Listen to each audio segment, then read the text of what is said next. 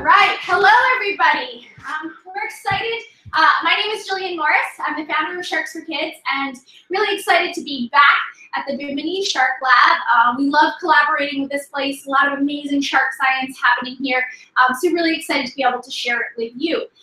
Today we're going to talk a little bit about shark science, what the team here is doing, and meet a very special guest. So we're speaking to you from the Bimini Sharklab on the island of Bimini, which is about 50 miles from Florida.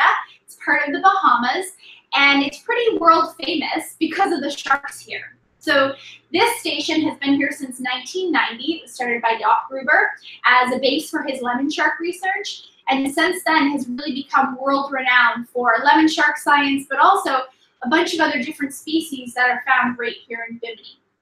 And pretty incredible place. If you've watched a shark show or even Shark Week, you've probably seen the lab and you've probably seen the sharks that are studied here, which is like the exact sharks actually, which is pretty cool.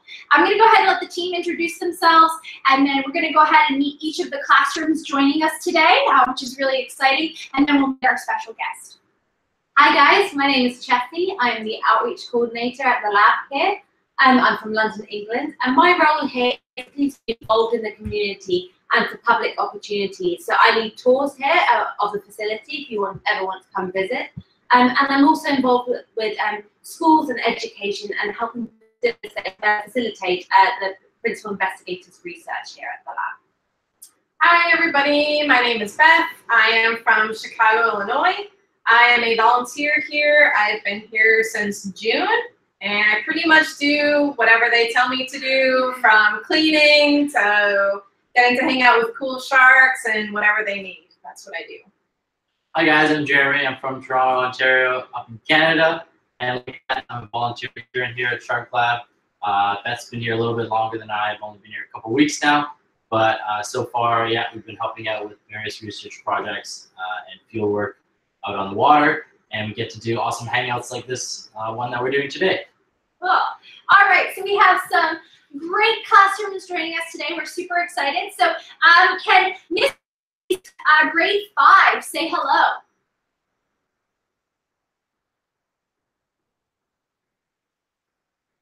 Hey guys, I'm gonna go ahead and actually unmute your microphone. Let's see so we can hear you. Yeah, Miss Higbee, if you want to just go unmute your microphone, it's a little button at the top so we can hear you guys. It's maybe. Oh, hello. All right, great. Thank you. Welcome. Thank you for joining us. All right, then we have Miss Diaz's grade 2 class. Right. Hey guys. Hi guys. I see the sweet. Hey, you guys can say hi. All right. Thank you for joining us.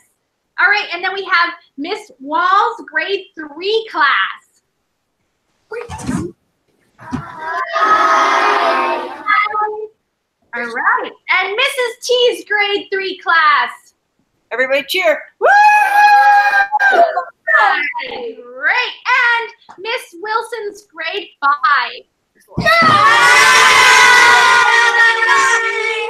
Awesome. Yeah. All right. We've got some people that are excited to talk about sharks. Well, we are too. So, as I mentioned, we have a special guest, and if you ever get to visit the lab, you'll see that there are some pens out behind the station. Just think of if you've ever seen sheep or horses in a pasture. We have external pastures, but instead of sheep or cows hanging out in the ocean, there's some sharks. Juvenile nurse and lemon sharks that are kept there for about 30 days or less. And let's see.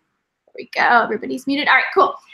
So they're there so people can come visit the lab and get a tour. If you ever come, it's open to the public. Come learn about the research that's being done, see these animals. You can come volunteer like these guys, like we all have, and visit. There's other opportunities to get involved. So they're there for that. They're there for the interns to learn a little bit about the sharks, how to safely work with them. And then if there are students or scientists visiting to do research, they can also work with these animals. So really important. They stay in the pen for about 30 days or less, released in the same spot they were caught. but really valuable for the station to be able to educate the public and the team here about these incredible animals. So I want you to look at our friend that we have and notice a couple of things, right? Because you probably have an idea of what a shark is supposed to look like, right? So I'm just going to show you our special guest. All right, and you may be thinking, that's not a shark, all right? Believe it or not, she is, but you definitely probably noticed that she doesn't look like some of the sharks that you've seen before. So what we're gonna do today is talk a little bit about her anatomy, some of the features that she has that are different than a great white or a bull shark, that kind of shape you think of when you think of a shark. Then we're gonna talk about some of the equipment that's used to study sharks, and then the team is going to show you a shark scientific workout. Right? And this is collecting data or information about the shark. It's kind of like going to the doctor and getting a physical or a checkup. Right? So you're going to see what researchers do when they catch a shark and kind of why they collect that specific information. And then we'll jump into doing some questions at the end. So we're going to go ahead and get started with some anatomy to learn a little bit more about this shark. I'm going to give her a blast before you.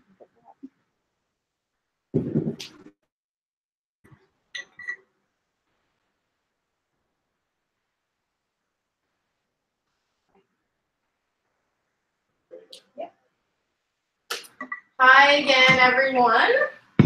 This is our little juvenile nurse shark, as Jillian just showed you. She is a little different than other sharks, but I assure you she is still very much a shark. I can kind of explain why the way she looks kind of tells you what kind of food she eats and where she lives. So the first thing you can kind of notice is she has a pretty flat head. Then you can also see her mouth. So the first thing you probably will notice are these two little protrusions there. Those are called barbels. They actually help her look for food at the bottom of the ocean floor. And you also may have noticed her teeth. I'll show you a quick little shot of her teeth again. So you're like, wait a minute. I've seen pictures of sharks. I've watched shark specials. Where are her big, sharp, pointy teeth? These types of sharks actually have grinding plates. She eats a lot of crustaceans, which are like lobster or conch. And what she does is she actually sucks her prey out, and then she grinds down the shells with these little grinding plates that are her teeth. Then we also see, along with her flat head, she has pretty wide set eyes. But you can also see that they're pretty small and they're white. This kind of shows you that she spends a lot of her time under ledges. She's a bottom dweller, so she sits under rock ledges or coral ledges most of her day. She kind of chills out most of the time. She'll hunt at night, so she doesn't need those big eyes like great whites or like mako sharks have, because she doesn't have to chase down her prey or really use her sight very often. She uses her barbels and her other senses more often to get her prey. You'll also notice that her fins are pretty rounded. These are her two pectoral fins. She has two dorsal fins. These down here are her pelvic fins. And then this is her tail or her caudal fin. You can tell they're all really rounded. A lot of the sharks that you may think of when you think of a shark have really sharp, pointy fins. This also kind of tells you that she doesn't have to like move real fast. She doesn't have to chase down her prey. She kind of just chills out. She's under ledges, so she has a flat head, so she can jam under those ledges and just kind of wait around for her prey. She doesn't have to move or chase a lot of things. And you're probably wondering, well, how do you know that she's a girl? Why do you keep calling her? Well, you'll notice between her pelvic fins here, if it was a male, she'd have two protrusions called claspers. Well, she doesn't have those, so that's how we know that she is a girl. A little feisty one at that. Gonna give her a second to kind of chill out. So you can tell the flat head, her lobed fins. That tells you a lot about where she lives. how she lives. A lot of sharks you might think, you may have heard, like sharks have to constantly be moving in order to breathe. Nurse sharks like this one, also lemon sharks, can actually breathe while they're sitting still. You can see how she's sitting here, but you can see her gills are still moving.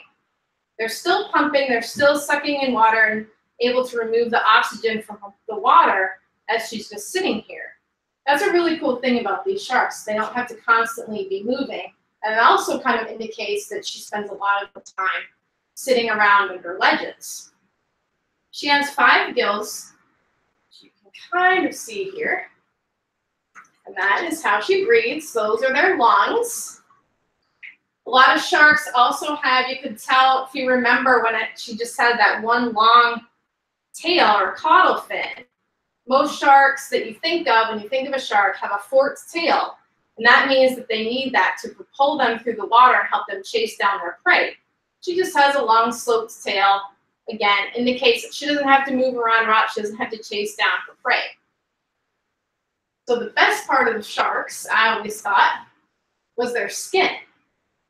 They have really tough skin. Her especially, because she's under ledges all the time. So she doesn't want to get cut by rocks or coral. So she has really tough skin. If I move this way, it's pretty rough, but relatively smooth. If I go this way, it's way rougher. This is because her skin is made up of dermadenticles. So when you think of the word derma, that means skin, and denta is teeth. So basically she has skin teeth on her body. It's almost like a suit of armor type scales. They're just little teeth that are stacked on top of each other. And what this does is it helps them move through the water and stay streamlined. If you guys ever watch the Olympics or just swimmers in general, a lot of them have these real big fancy suits. That's kind of like her fancy suit. It keeps them streamlined through the water. If she didn't have these types of dermadenticles, the water would drag and it would almost stick to her body and slow her down. So that's how sharks have evolved, so they can move better and faster through the water. All right, and Jillian will tell you about how we track these sharks. Cool. All right, so in order to study sharks, there are some amazing tools that can be used, and the tags we use depend on and the questions that we're asking. So with different species, we use different tags because we want to learn different things. Now, every shark caught by the Shark Lab here gets a pit tag. And believe it or not, you may have heard about these before, but they're not called pit tags. They were probably called a microchip that your cat or dog might have in case it gets lost. So it'll be injected just under the skin, and it's kind of like a barcode. And you think of those black and white codes in the back of items that scan the register, and the price comes up. Right, but we don't need a price tag for a shark, but we do need an individual identity. So if you see, this is really tiny. It's about the size of a grain of rice. It's going to get injected just under the dorsal fin, right? And this is a 15 to 20-year barcode, internal ID tag for the shark.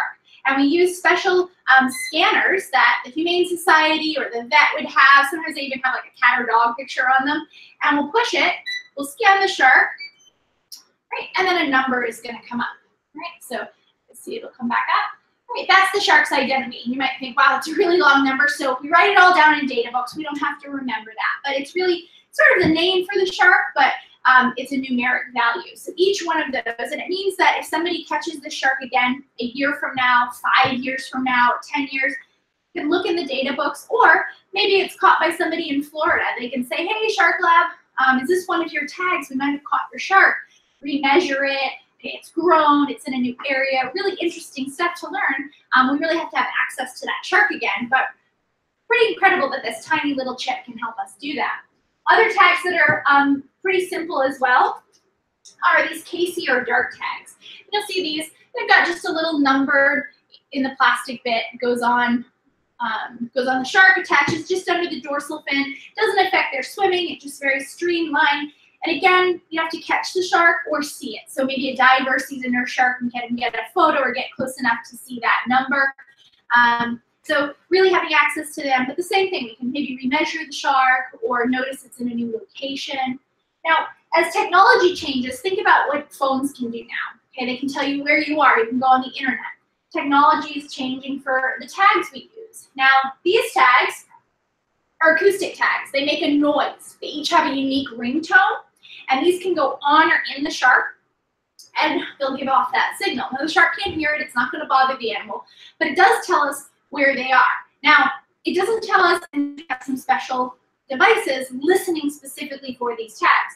And one of those is a receiver, and these are placed on the bottom attached to a weight, and they're all around the Bahamas, all around Bimini, up the east coast of the United States.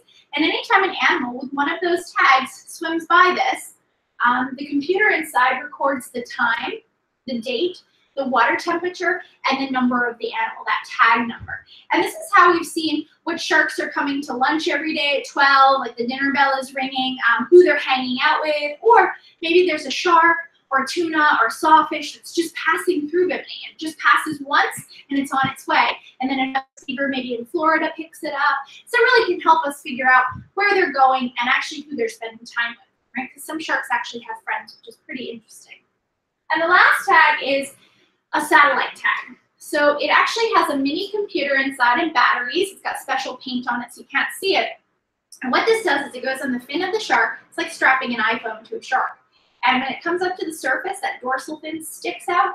This goes bing up to a satellite, and we get an update. So what we get is an email from our shark. Now, no, they're not crafting the email telling you about how lovely the seagrass beds there are. The tag itself just sends us a signal, and we can see that, wow, this tiger shark in 2 months has traveled 1,000 miles, or it's gone up to Bermuda, or it's in Florida now. So it's really helping us understand migration or movement of these sharks, particularly sharks that travel really long distances, because we couldn't follow them on a boat or swim after them. So all of these tags and the workup you're going to see are helping us learn about sharks. And in order to protect them, we have to know about them. So unfortunately, humans are killing a lot of sharks, and in order to kind of change those numbers and help change the conservation status for some of these species, we have to know about them. We have to know their habitats, the food they eat, where they go, some of their social structures, and the tags are allowing us to do that. Then we can go to governments, we can get better laws and protection put in place using the data collected from this type of research. So it's actually really, really important for protecting sharks and protecting our oceans. All right, so now you're going to get to see what the workup looks like, what scientists do when they actually catch a shark, and the information they collect. Hi guys! Hi guys, Jesse and I are back, so we're going to demonstrate a workup that we would do on, in this case, a juvenile shark, but it's the exact same as applies to bigger adult sharks, just a little bit different way of catching them. So for these juveniles, like this little girl here, we would bring them back to our lab and keep them in our pen on our back beach, like Jillian was talking about. And then we're going to put them in a special instrument called a trough. And what this helps us do is just get her in place so that we can take all the measurements at once and that we're not handling her too much. And as you can see in the trough, as Jesse's going to show you, there's a measuring stick glued to the bottom. And this just allows us to take a measurement of her total length. So we'll put the trough down and fill it with water so that she can still breathe while she's in the trough. And then we'll plop her in and try to straighten her out until she relaxes a bit, and we can take measurements. So we're just filling the trough up now.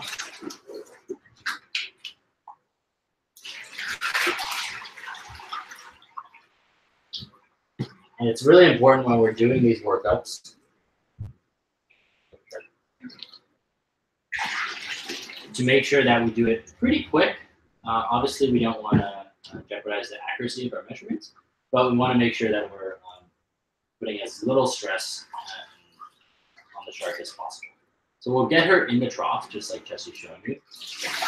And then the first measurement we're going to take is her total length. So we're going to straighten her out, go from the tip of her snout to the end of her tail, and I see that she's 56 centimeters long. So then we'll write that down in our data book. It looks like this, and which has a bunch of other columns for other measurements so that we can log it for later. And then what we're going to do is take measuring tape and go around her body to measure her girth. So we'll wrap it around first under her pectoral fins, and then again around her tail to measure 2 different girth measurements. So that's just like the total, her waist. The shark was trying to buy pants. Exactly. We'll wrap it under her pectoral fins, slide it right up into her armpits pretty much. Then we'll take measurement, so 21 centimeters. Again, somebody's writing this down as I'm going, so we don't have to do it twice. And then we take caudal girth, and that's 7.5 centimeters. Pinch the tape where we have the measurement so that we make sure we get it. And then what we're going to measure are the. We're now going to check to see if she's got a tag, whether or not she's a recap or a new cap. So Oh, yeah. that tag. So we'll take our pit tag reader that Jillian showed you guys, and we're going to scan it over her to see if there's a tag already in here. So since we've captured her before, might have a tag. Yeah. And so we'll show you the number here. Pops up. And so that just tells us her ID, so that when we catch her in the field, we know that we put a tag in her, so we don't have to do it again. So it's really important that we make sure we note whether or not we've caught them before or not, because that indicates what measurements we take again. Because when we first catch a shark, we take something called DNA. And we don't take DNA every single time we recatch a shark we've already caught before, because we don't need it. You only need DNA once. So it's really important that we make sure we note whether or not we've caught the shark before, so we don't take unnecessary measurements and data samples. Exactly. So the way that we take a sample for DNA analysis is we take just a little bit of a clip, just like you're getting your fingernail cut or like your ear pierced out of the back of her first dorsal fin.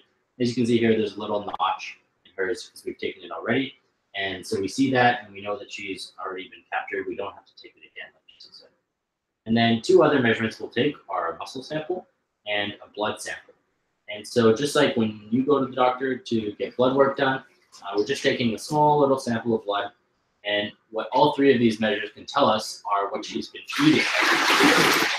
And the reason we take the 3 is so that we can tell what she's been eating over different time periods. So the blood can tell us what she's eaten in the past week or so. It's like if you went to the doctor and they checked out your diet for the past week to see the vegetables you've been eating. Muscle samples can tell you a little bit longer, a couple weeks up to a month, what they've been eating. And the DNA sample from the fin clip can actually tell you what they've been eating for up to a year time. So you can really get a long-term idea of what this little shark's been eating. That's really important for some of the work we do looking at food webs, understanding what species are eating, what shark species are eating other species, and how much so that they're storing those food molecules. Cool. Oh. And that's a scientific workup. Yeah, so that's what we would do with the juvenile shark, and pretty much the exact same thing with an adult shark, except we would do it out in the field instead of bringing them back in because they're a bit bigger. So what we would do is we bring the shark up alongside the boat, we make sure it's nice and secure, ropes, and we would do the exact same measurements from snout to tail around the body, and we take the same biological measurements that I talked about, so blood, muscle sample, and a fin clip on the bigger sharks, and then we let it go. And again, we're trying to do it as quick as possible so that the shark can get on and about their day with as little stress as possible. Great. All right, so now we're going to do some questions. All right, so when we call your class, we're going to start with Miss Higby. So if you want to go ahead and ask 2 questions, we'll start with your class. I'm just going to fix our camera here. There we go. All right, so yeah, Miss Higby, if you have a couple of questions, you can unmute your microphone and go for it. Say who you are. Or you can say, wait, hold on. Okay, go ahead. My name is Andrew, and my question is, are all sharks dangerous to humans? So the word dangerous, we've heard a lot when we're talking about sharks, right? People all over say they're dangerous, they're scary. In reality, they are a predator. They do have teeth. They hunt other animals, but so do a lot of animals. That's how they survive, right? This shark isn't going to go to the grocery store or restaurant. So what we consider might be dangerous is really this animal trying to survive. And, you know, shark bites do happen. They're very, very rare. But they end up in the news and on the internet, and it seems like it's happening all the time. It's very, very rare. And I think it's just really important to remember that wild animals, they deserve our respect when we're working with them, diving with them, everything. We're always respecting that, which helps keep us safe, but also keep the animals safe. We don't go up and try and ride them or wrestle them when we're underwater and on scuba and get a free ride. We're able to respect that. So we really don't use that word. A lot of times the media and things use it. Really, I mean, they're wild animals. All wild animals deserve to be respected and need to be. And that's what makes them also really remarkable and incredible. Great question, though. Do you guys have another one? Yeah, she's covered. My name's Jasmine, and I wanted to know. Oh, my name's Jasmine, and I wanted to know: do you guys measure all types of sharks? We do. So we get up to kind of 9 different species we see regularly around Bimini. And we get stuff like tiger sharks and bull sharks.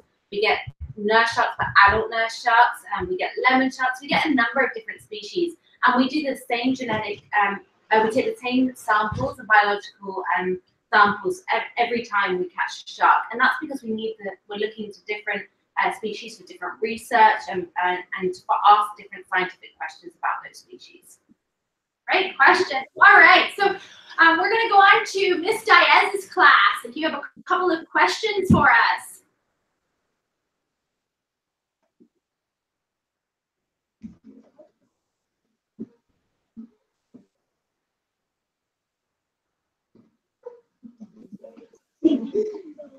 Don't be shy.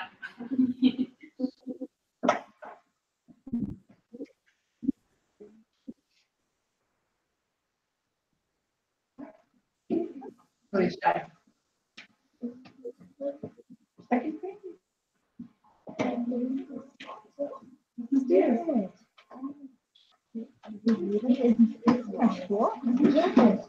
Wait, are all these in our school?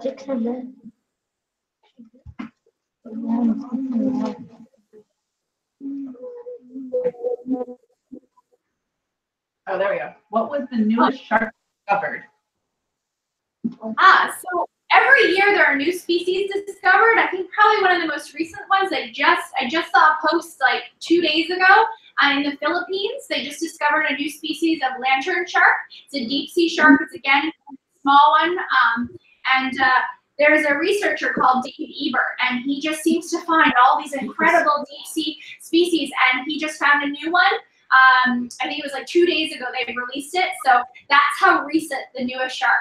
But every year new species are being discovered, which is really exciting, and also why we need to take care of our oceans, why we need to learn about these animals, because there's still so much we have no idea about, which makes it really interesting to work with sharks as well. Great question. Do you guys have another one?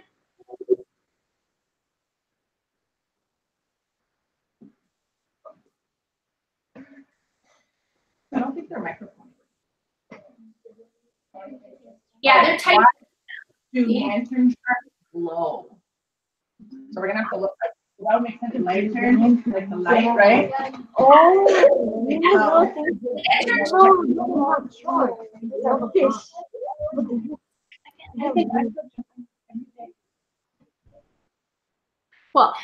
So lantern sharks do glow. Now, some of them can actually emit a light, or they can reflect a light. That's why they do get their names.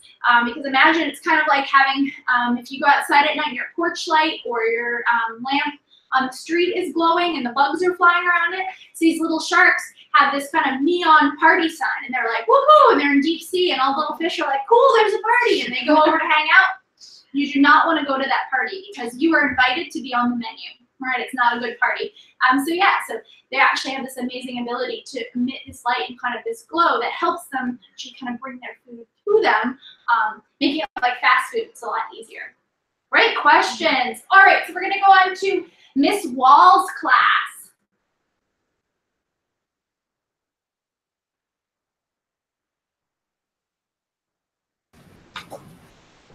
What happens when a shark loses its teeth? Oh. Well, that's a really good question from Ms. Wall's class. And so unlike us, we only have one set of teeth at a time. And when we lose our baby teeth, our adult teeth come in, and then that's all we got. Sharks have multiple rows of teeth that they're always regrowing. we have an example up here from adult tiger shark. And as you can see, it's a bit blurry, but there's lots of rows of teeth. And every row has about, I don't know, 20 or 30 teeth. And so just in a single jaw, this shark probably has at least 100 teeth. And what happens is as they're eating, one or two might fall out, but it's okay because the row behind can push those teeth forward and sort of regenerate or replace the ones in the front row, both on the top and the bottom jaw. And so depending on the shark species and how many teeth they've lost or how quickly they're regenerating them, the number of teeth they have can vary greatly. Good question, guys. All right. Do you have a second one for us? Yes, we do. Give us just 1 second. Can baby sharks swim as soon as they are born? Yeah, the baby sharks are born swimming. So unlike us, their parents just leave them to fend for themselves. So they have to fend for themselves right off the bat. That's another reason why the little lemon sharks are so cool, because they form buddies and they learn from each other since there are no parents around. But yeah, they are swimming and ready to take on the world as soon as they're born. Great questions. All right, so Mrs. T's class, you have a couple questions for us. Who's gonna go first? Go ahead. Hi, I'm Brishti, and is there any shark that's bigger than the megalodon shark? Well, no. So the megalodon actually doesn't exist anymore. It was alive kind of millions of years ago. But obviously there are some big sharks that we have nowadays. The whale shark at the moment is the biggest shark we have in our oceans. And it actually eats the smallest thing in the ocean as well. So it's the biggest shark. It can be bigger than a bus, but it eats tiny little plankton, which is kind of crazy for how big its size is. You guys have another one? I wonder if sharks are longer than whales. I mean, it really just depends on the type of shark. Some sharks are as big as our hands, so they're definitely not longer. But the whale shark, kind of named because it feeds like a whale, a filter feeder. It's going to suck in those plankton and its sheer size. Basking sharks as well, great whites. It depends on the type of whale. The blue whale's the biggest living animal on the planet, so nothing's bigger than that. So the whales win overall, but some sharks are definitely bigger than certain species of whales. It also depends if you're not comparing sharks and whales on what they're eating or how much they're eating. That's why it's really important for us to take these measurements all the time. Just like you can eat more, eat less, and grow bigger or grow taller, sharks do the same thing. So if we're tracking how fast they're growing, we can really tell how much they're eating. Cool. Great questions. All right, and Miss Wilson's class. Nice. Go ahead, Ruby. What was the first shark found? Ooh. So that we know based on fossil records. So remember earlier, I think we mentioned sharks don't have any bones, right? Their entire skeleton is made of cartilage. The same stuff if you go to bend your ear or wiggle your nose, it's really flexible. That breaks down. Okay, so the fossilized teeth we find are really the only evidence of prehistoric species. And the first one that we believe existed was Helicoprion. And it's really cool because if you have, you guys look it up after, it's really cool because instead of teeth like this, they had a saw. It was a whorl. So it was like a spiral of teeth out of its face, kind of like a saw in its face, like coming out. Really, really incredible. And found the fossils of those teeth sets. And that's how we know about those. Other prehistoric sharks had different kind of mouth structure, but that's really kind of the first shark that we know or believe that existed. Great question. Okay, Paola. Do any sharks, or why do sharks get usually hunted for? What are they hunted for? Shark fin soup. Yeah, that's one of them. Yeah, you guys. Yeah, that's one of them. You guys wanna... So obviously, there is you hear a lot in the media about sharks, obviously, and a lot of species are endangered and they're in trouble due to the fact that they get caught 4 sharks in food. But that's not the only thing that is affecting the shark population. Sharks are being caught by bycatch, you know, for fishing and all of that. And the same as with turtles and other species that are in the ocean. So obviously we need to make sure with the tags that we put on these sharks that we're making sure we're protecting them when they're going to areas where they're vulnerable. So that's why it's so important that we constantly monitor where these sharks go around the world, especially if they're congregating. So we mentioned earlier about how some sharks are sociable, and so it's really important that the places where they meet and group and gather together are protected, so we know that we're looking after and conserving a species as a whole. All right, well, I think we have time to go back around. We'll do one more question. So we'll go back to Ms. Higby's class and do one more question.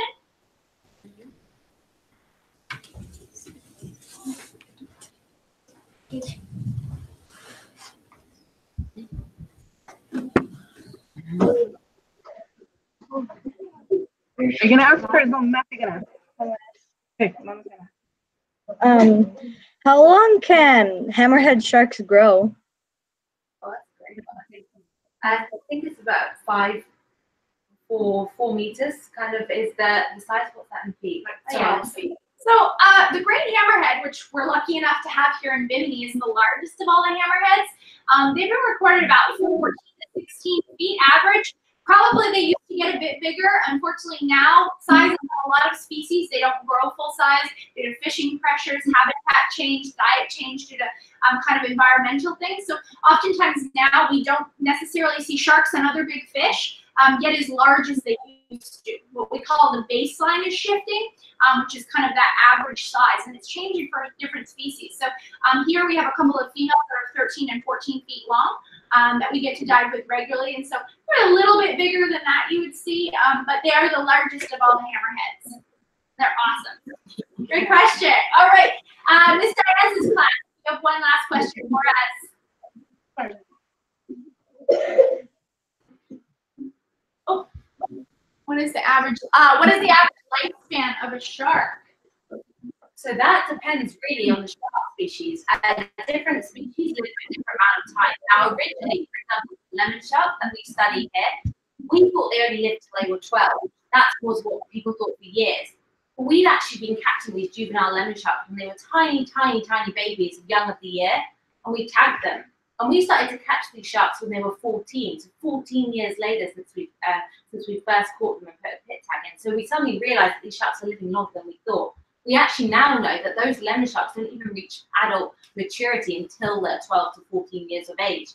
They can even live up to kind of 25 years, 30 years old. It depends on the species. There is one recorded species called the Greenland shark. I wonder if you guys have heard about that. It lives in really, really deep water, and that's been recorded to be up to 500 years old. Can you imagine that? A 500-year-old shark. That's pretty cool. So like I said, we're learning new things every day about these different species, and we originally thought they only lived for a number of years, but we're finding out they're living longer and longer. Great question. All right, we're going to jump to Miss Wall's class to see if you have a final question for us. Which shark has the most teeth? Really depends on the shark and how kind of old they are at that stage. As they get bigger and their mouth is larger, there's going to be more teeth. Some sharks anywhere from about 80 to 300 teeth in their mouth at a time.